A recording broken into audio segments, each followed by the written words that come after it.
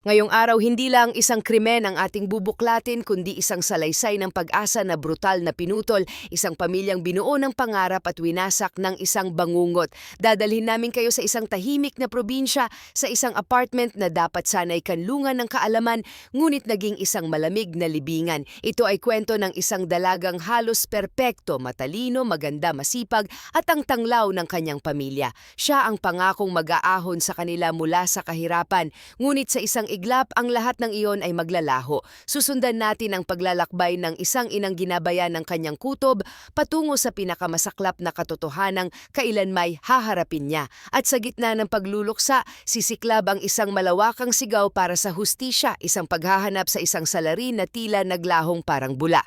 Paano nangyari na ang isang dalagang ubod ng ingat at layo sa gulo ay magiging biktima ng karahasang walang kapantay sa loob mismo ng kanyang sariling silid? At paano hahantong ang lahat sa isang pag-amin na sa halip na magdulot ng linaw ay mag-iiwan pa ng mas maraming katanungan? Samahan ninyo kami sa paghimay sa kasong yumanig sa Occidental Mindoro. Ito ang kwento ni Aiden Joy Villete. Unang yugto. Ang pangako ng bukang liwayway, ang Occidental Mindoro ay isang probinsyang hinabi mula sa magkasalungat na tanawin. Sa isang banda naroon ang halik ng araw sa mga baybaying kayang makipagsabayan sa alinmang paraiso sa bansa. Sa kabilang banda naroon ang dambuhalang yakap ng kabundukan kung saan 80% ng kalupaan ay nakatayo, matikas at mapaghamon. Sa lupaing ito ang mga tao ay natutong mabuhay ng naaayon sa idinidikta ng kalikasan. Sa paanan ng mga bundok ang pagsasaka ng palay, mais at sari-saring gulay ang bumubuhay sa mga komunidad. Sa mga lugar na dinadampian ng alon, ang pangingisda ang nagiging ugat ng kanilang kabuhayan. Sa ganitong mundo namulat si Perlito Villete. Ang kanyang araw-araw na pakikipagsapalaran ay ang pagbili at pagbenta ng mga isda sa kanilang barangay sa poblasyon. Bawat pisong kanyang kinikita ay may katumbas na pawis at pagod. Lahat ay iniaalay para matustusan ang pangangailangan ng kanyang pamilya. Siya ang haligi ng isang tahanang binuo niya kasama ang kanyang asawang si Violeta, isang simpleng may bahay na ang mundo ay umiikot sa pag-aaruga sa kanilang pamilya. Biniyayaan sila ng 6 na anak, lahat ay kababaihan. Sa hirap ng buhay, naging pangarap ni Perlito na mapagtapos ang mga ito sa pag-asang balang araw. Sila naman ang tutulong upang iangat ang kanilang pamilya mula sa putik ng kahirapan. Subalit ang buhay ay may sariling daloy, madalas ay salungat sa ating mga inaasahan. Bagamat ang ilan sa kanyang mga anak na babae ay nakapagtapos ng high school, ang landas na kanilang tinahak ay hindi ang inaasahan ng mag-asawa. Maaga silang nagsipag-asawa, bumuo ng sarili nilang mga pamilya. Nagkaroon sina Perlito at Violeta ng mga apo, isang biyaya na nagdulot ng ligaya, ngunit may kasama itong mapait na katotohanan. Ang pagkakataong makatikim sila ng ginhawa sa kanilang pagtanda ay tila lumayo at nabawasan. Ang kanilang mga pangarap ay nanatiling nakakulong sa 4 na sulok ng kanilang simpleng tahanan. Ngunit sa paglipas ng mga taon, isang bagong pag-asa ang sumibol. Isang maliwanag na bituin ang nagsimulang magniningning sa kanilang pamilya. Siya si Aiden Joy, ang pangalawa sa bunso nilang anak. Bata pa lamang kitang-kita na ang kanyang angking talino at kasipagan. Hindi siya isang ordinaryong bata. Sa kanyang mga mata ay may kislap ng determinasyon. Inilarawan siya ng lahat bilang isang dalagang likas na mabait, madaling pakisamahan at may gininto ang puso. Habang ang ibang mga kabataan sa kanyang edad ay nalulunod sa mga pansariling interes at kasiyahan, si Aiden Joy ay maagang namulat sa katotohanan ng kanilang buhay. Nauunawaan niya ang bawat butil ng pawis ng kanyang ama, ang bawat panalangin ng kanyang ina. Sa kanyang mga social media account, makikita ang isang bahagi ng kanyang kaluluwa, ang kanyang hilig sa pagguhit. Bawat guhit ng kanyang lapis ay nagpapakita ng isang malaking potensyal, isang pahiwatig ng kinabukasang naghihintay para sa kanya. Dahil nakita ng kanyang mga kapatid ang pambihirang determinasyon ni Aiden Joy, sila mismo ang nagtulong-tulong upang masuportahan ang kanyang pag-aaral sa kolehiyo. Sa kanilang mga puso, iisa ang paniniwala. Si Aiden Joy ang katuparan ng matagal ng dasal ng kanilang mga magulang. Siya ang itinakdang mag-aahon sa kanila sa kahirapan at hindi niya sila binigo. Matapos makapagtapos ng high school na may karangalan, buong giting niyang ipinagpatuloy ang kanyang pag-aaral sa Occidental Mindoro State College. Ang kursong kanyang pinili ay Architecture, isang larangang nangangailangan ng parehong talino sa agham at sining, isang perpektong larangan para sa kanya. Subalit may isang balakid, ang layo ng kanilang tahanan sa universidad. Aabutin ng 30 hanggang 45 minuto ang biyahe, isang bagay na hindi praktikal para sa isang estudyanteng may mabibigat na pasanin sa pag-aaral. Kaya't ang pamilyang Villete ay nagkasundo. Para sa kapakanan ng pag-aaral ni Eden Joy, kukuha sila ng isang silid o apartment na malapit sa eskwelahan. Nakahanap sila ng isa sa Barangay 7 sa bayan ng San Jose, ang parehong bayan kung saan nakatayo ang kanyang universidad. Bagamat nangangahulugan ito ng pisikal na pagkakalayo, ang pagmamahal at pag-aalala ay hindi kailanman nagbago. Salamat sa teknolohiya, ang kanilang komunikasyon ay nanatiling buhay at tuloy-tuloy. Araw-araw ang kanilang mga pag-uusap sa pamamagitan ng video calls, chat at text messages ay nagsilbing tulay na nagdurugtong sa kanilang mga puso.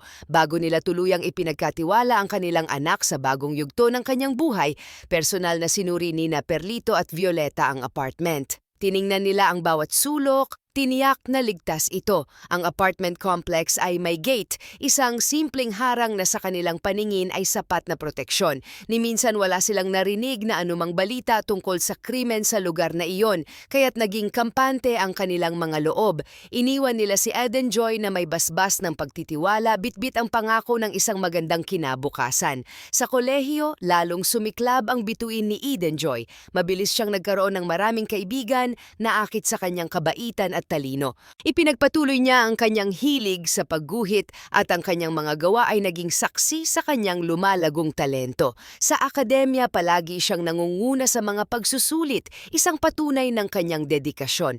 Hindi nagtagal, nakilala siya sa buong eskwelahan hindi lang bilang isang mahusay na estudyante, kundi bilang isang leader. Siya ang naging vice-presidente ng United Architects of the Philippines Student Auxiliary ng kanilang OMSC chapter. Nasa kanya na ang lahat, kagandahan, katalinuhan at kabaitan. Ngunit sa kabila ng lahat ng ito, may isang bagay na pinanatili ni Eden Joy para sa kanyang sarili, ang kanyang puso. Siya ay nanatiling NBSB o no boyfriend since birth. Para sa kanya, ang pag-aaral, ang kanyang unang pag-ibig at ang pagtupad sa pangarap ng kanyang pamilya ang kanyang pinakamalaking misyon. Ito ay isa sa mga bagay na labis na ikinatuwa ng kanyang mga magulang, lalo na ni Violeta. Sa kanyang paningin, ang pagiging focus ng kanyang anak sa pag-aaral ay isang malinaw na senyales na malaki ang tiyansang magtagumpay ito sa buhay. Naging kaugalian na ng mag-asawang Villete na regular na tawagan at kumustahin ang kanilang pinakamamahal na anak. Ang kanilang mga paalala ay simple ngunit puno ng pagmamahal. Anak, laging kumain sa tamang oras. Huwag kang magpapalipas ng gutom. Mga salitang nagpapahiwatig ng kanilang malalim na pag-aaruga. Noong gabi ng Hunyo 27, 2023, tandang-tanda pa ni Perlito ang huling masayang pag-uusap nila ni Eden Joy. Buhay na buhay sa kanyang alaala ang tawa ng kanyang anak, ang sigla sa boses nito habang nagkukwento tungkol sa kanyang paghahanda para sa nalalapit na final exams. Ganon din ang naging pag-uusap nila ni Violeta. Alam nilang abala ang kanilang anak sa pagre-review, kaya't muli nila itong pinaalalahanan, magpahinga ka rin kung kinakailangan anak para mas maalala mo ang iyong mga pinag-aralan. Nang matapos ang kanilang pag-uusap sa gabing iyon, isang malalim na kapayapaan ang bumalot sa puso ng mag-asawa. Lagay ang kanilang loob, sigurado sila sa kanilang mga puso na muling makakapasa si Eden Joy sa mga pagsusulit. Panatag sila sa kaalamang ang kanilang anak ay nasa tamang landas, dahan-dahang tinatahak ang daan patungo sa katuparan ng kanilang mga pangarap. Hindi nila alam na iyon na pala ang huling pagkakataon na maririnig nila ang tinig ng kanilang pag-asa. Hindi nila alam na sa pagbaba ng telepono, nagsimula na ang isang countdown patungo sa isang trahedyang habambuhay na dudurog sa kanilang mga puso. Ang katahimikan pagkatapos ng tawag na iyon ay hindi kapayapaan, kundi isang nagbabadyang katahimikan bago ang pinakamalakas na unos ng kanilang buhay. Ikalawang yugto ang misteryo sa nakakandadong pinto, 48 oras, 2 buong araw. Sa normal na takbo ng buhay, ito'y lumilipas lamang. Ngunit para kina Perlito at Violeta ang 48 oras pagkatapos ng petsa ng pagsusulit ni Eden Joy ay naging isang walang katapusang paghihintay. Nagsimula ito sa isang simpleng pagtataka. Ang kanilang mga chat ay hindi na sinasagot, ang mga mensaheng seen ay napalitan ng delivered. Nagtaka si Violeta. Hindi ugali ni Eden Joy ang hindi magparamdam, sinubukan nilang tawagan ang iba nilang mga anak. Pakisubukan ninyong kontakin si Eden Joy, hindi sumasagot sa amin. Isa-isa sinubukan ng mga kapatid, pareho ang resulta katahimikan. Ang teleponong dati laging bukas para sa kanila ay walang tigil na nagriring hanggang sa kalaunan naging unattended. Isang malamig na senyales na maaaring nasa lugar ito na walang signal o mas masahol pa sadyang pinatay. Sa una sinubukan nilang pawiin ang sariling pag-aalala. Baka nag-unwind lang kasama ang mga kaibigan, sabi nila sa isa't isa. Alam nila kung gaano ka-stressful ang finals week. Marahil pagkatapos ng sunod-sunod na puyat at pag-aaral, kailangan lang nitong huminga. Mapapansin din sa mga post ni Eden Joy na mahilig itong pumunta sa dagat. Baka naroon siya, ninanamnam ang hangin at ang alon malayo sa signal ng cellphone. Sinubukan nilang paniwalain ang kanilang mga sarili sa paliwanag na ito, ngunit may isang bagay na hindi kayang lokohin, ang kutob ng isang ina. Ang mother's instinct ni Violeta ay nagsimulang sumigaw. Isang hindi maipaliwanag na kaba ang gumapang sa kanyang dibdib, isang pakiramdam na mayroong mali, isang bagay na sobrang mali. Araw-araw, gabi-gabi halos oras-oras silang nag-uusap. Wala sa ugali ng kanyang anak ang hindi mag-reply ng ilang araw. Kahit gaano pa ito kaabala, kahit isang maikling mensahe lang, ay ipapadala nito para sabihing ayos lang siya. Ang katahimikang ito ay hindi normal. Ito ay nakabibingi. Ito ay nakakatakot. Kaya noong Hunyo 30, 3 araw pagkatapos ng kanilang huling pag-uusap, hindi na napigilan ni Violeta ang sarili. Ang pag-aalala ay naging isang puwersang nagtulak sa kanya na kumilos. Pupuntahan ko siya sa San Jose, sabi niya sa kanyang asawa. Kailangan kong makita kung nasaan siya, kung ayos lang siya. Ang biyahe patungong San Jose ay marahil ang pinakamahabang biyahe sa buhay ni Violeta. Bawat kilometrong tinatakbo ng sasakyan ay nagpapabigat sa kanyang dibdib. Pagdating niya sa apartment complex, isang eksena ang sumalubong sa kanya. Sa labas ng gate, nakita niya ang dalawang kaibigan ni Eden Joy. Ang kanilang mga mukha ay puno ng pag-aalala. Salamin ng sarili niyang nararamdaman. Doon pa lang alam na niyang hindi lang siya ang naghahanap. Pumasok ako sa gate, kwento ni Violeta sa isang panayam habang nanginginig ang boses sa pag-alala. Pagpasok ko natakot ako kasi madilim, sabi ko parang wala namang tao dito. Ngunit may isang bagay na pumukaw sa kanyang atensyon. Sa hagdanan, nakita niya ang tsinelas at sapatos ng kanyang anak. Isang maliit na piraso ng ebidensya na naroon nga si Eden Joy. Isang pahiwatig na dapat ay nasa loob lang ito ng kanyang silid. Umakyat si Violeta sa hagdan. Bawat hakbang ay tila isang dagok sa kanyang puso.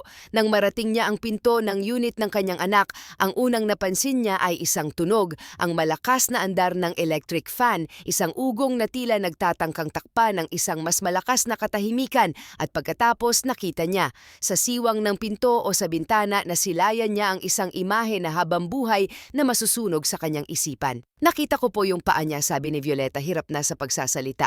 May takip po siyang unan. Yun po agad ang nakita ko po yung paa niya. Ito po yung kutsyon, nandoon po siya sa pinakatabi. Nakabingit siya, nakataklob siya. Ang kanyang isip ay hindi pa lubusang maproseso ang nakikita, ngunit ang kanyang katawan ay alam na. Isang matinding takot at gulat ang bumalot sa kanya. Sa halip na pumasok, bumalik siya sa kanyang mga hakbang pababa ng hagdan. Pabalikwas po akong bumaba, nahulog pa ako sa hagdan. Pagpapatuloy niya, hindi niya muna pinasok ang kwarto. Hindi niya kaya. Bumaba siya at hinarap ang mga kaibigan ni Eden Joy. Ang kanyang boses ay basag na sa pag-iyak. Nasaan ang anak ko? Tulungan ninyo naman ako, sigaw niya. Ang kanyang pagkataranta ay naging isang apoy na mabilis na kumalat. Umiyak siya ng umiyak at ang mga kaibigan ng kanyang anak ay umiyak na rin kasama niya. Sa sandaling iyon, sa gitna ng kanilang mga luha at pagkalito, may isang taong tumawag sa mga awtoridad. Mabilis na dumating ang mga pulis. Nang makapasok sila sa apartment unit, isang masangsang na amoy ang sumalubong sa kanila. Isang amoy ng kamatayan na kumakapit sa hangin sa bawat sulok ng kwarto.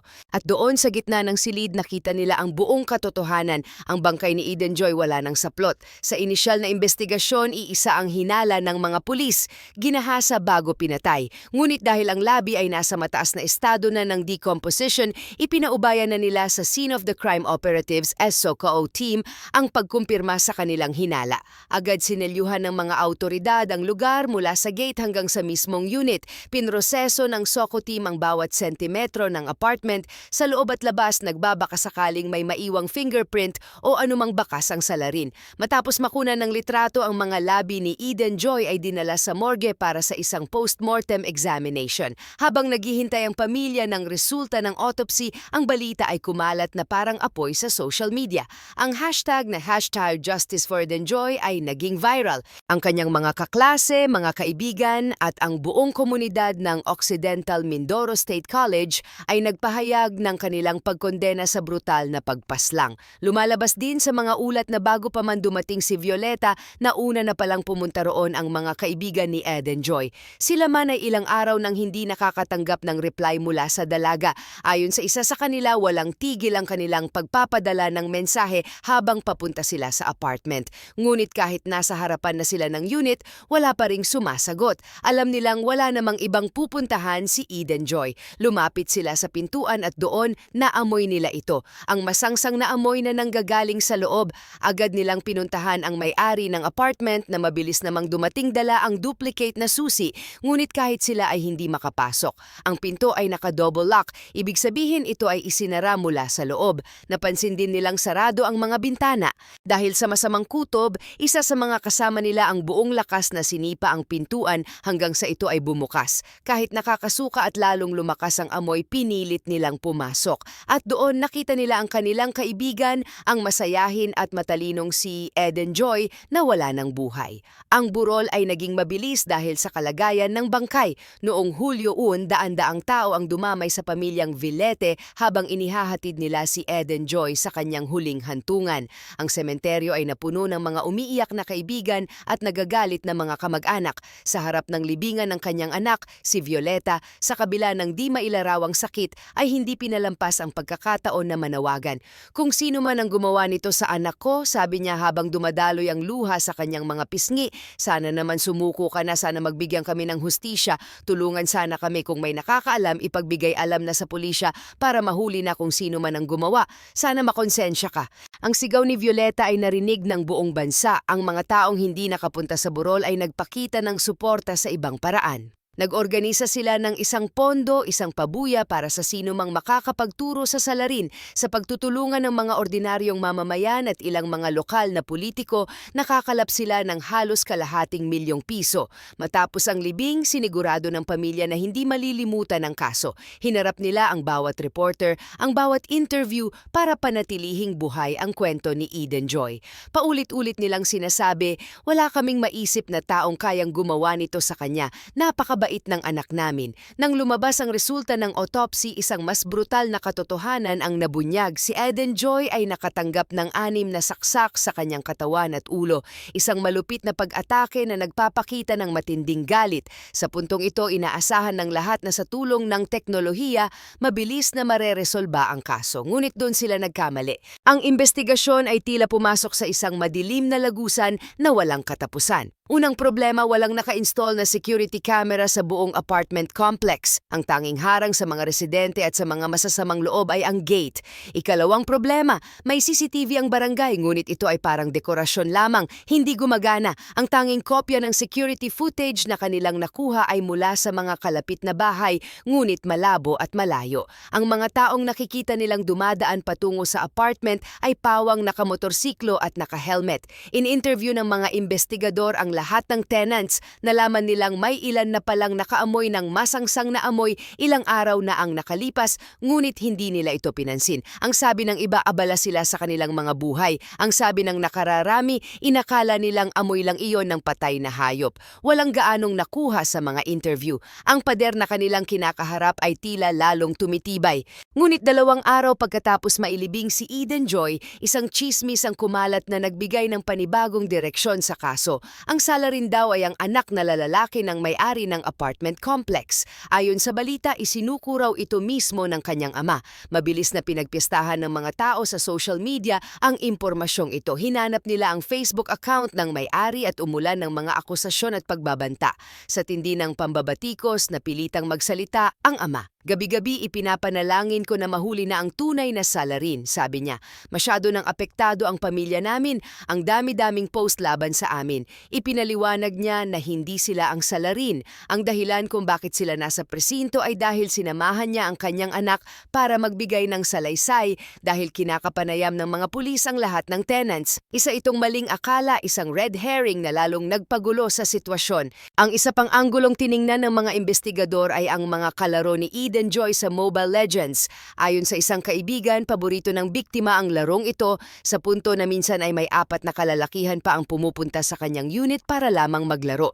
Subalit ang duda sa 4 ay mabilis na naglaho. Lahat sila ay may solido at kumpirmadong alibi. Ang kaso ay tila napunta sa isang dead end. Dahil sa pressure mula sa publiko, pumasok na sa investigasyon ang National Bureau of Investigation, NBI. Kahit mahigit 2 linggo nang nakalibing si Eden Joy, pinuntahan pa rin ng kanilang pathologist team ang sementeryo para muling magsagawa ng sarili nilang autopsy. Isang desperadong hakbang para makahanap ng bagong ebidensya. Ang lahat ay tila nawawalan na ng pag-asa. Ang pamilya ay patuloy sa pagluluksa, ang komunidad ay patuloy sa pananawagan at ang mga investigador ay patuloy sa paghahanap sa isang multo. At sa gitna ng lahat ng ito, isang balita ang biglang pumutok, isang balitang magbabago sa takbo ng lahat.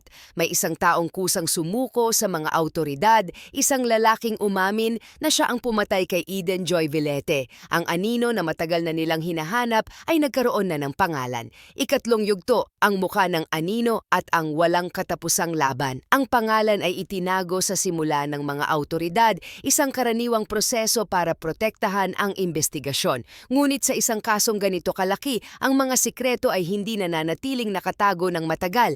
Hindi nagtagal, nabunyag din ang kanyang pagkakakilanlan. Jeniel Miranda Ikakayuran. Sa publiko, isang litrato lamang niya ang lumabas. Walang nakakakilala sa kanya, walang nakakaalam ng kanyang pinanggalingan. Siya ay isang blangkong mukha na biglang ikinabit sa isang karumal-dumal na krimen. Agad siyang isinailalim sa polygraph test o lie detector test. At habang ginagawa ito, unti-unting nabuo ang kwento ng kanyang pagtakas at pagsuko. Base sa ulat, pagkatapos ng krimen, tumakas pala si Jeniel patungo sa bahay ng kanyang kapatid sa Cavite. Dala-dala niya hindi lang ang mga ninakaw na gamit, kundi ang isang mabigat na sikreto. Araw at gabi, binabagabag siya ng kanyang konsensya. Ang imahe ni Eden Joy, ang mga huling sandali nito, ay paulit-ulit na naglalaro sa kanyang isipan. Sa tindi ng pag-uusig, hindi na niya nakayanan. Umamin siya sa kanyang ina. Ikinuwento niya ang lahat. Ang kanyang ina sa halip na konsintihin ang karumal-dumal na ginawa ng kanyang anak ay ginawa ang tama.